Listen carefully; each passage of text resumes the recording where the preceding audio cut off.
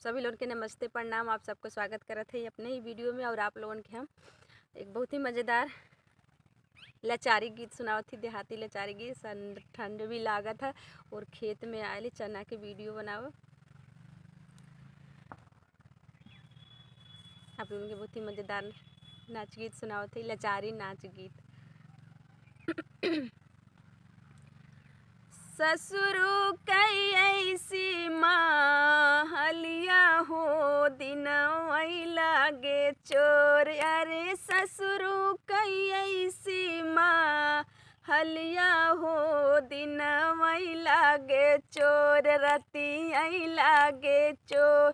अरे ससुरु कई ऐसी माहलिया हो, दिन वही लागे चोर। रती यही लागे चोर।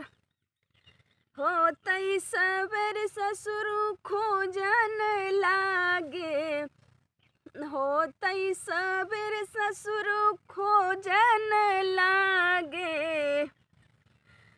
अरे ससुरु कैले गयल घड़िया हो, कंगना ले गए मोर, कंगना ले गए मोर।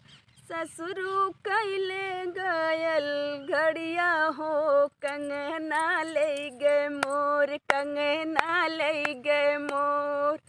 ससुरु कई ऐसी माहलिया हो, दिन वही लागे चोर। रती आई लागे चोर। अब लोगों के बहुत ही मज़ेदार गीत सुना होते, ये भी सरसों के खेत में।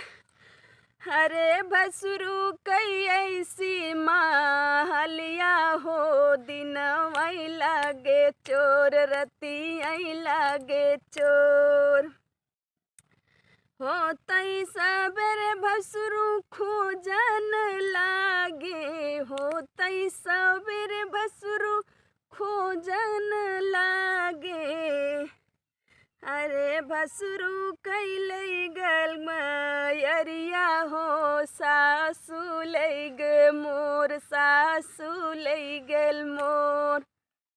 अरे भसुरु कैले गल मयरिया हो, सासु ले गे मोर, सासु ले गे मोर।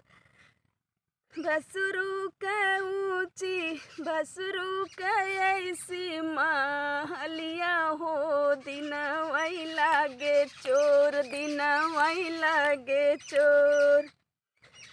होतई सवेर सैया खोजन लागे। अरे होतई सवेर सैया खोजन लागे।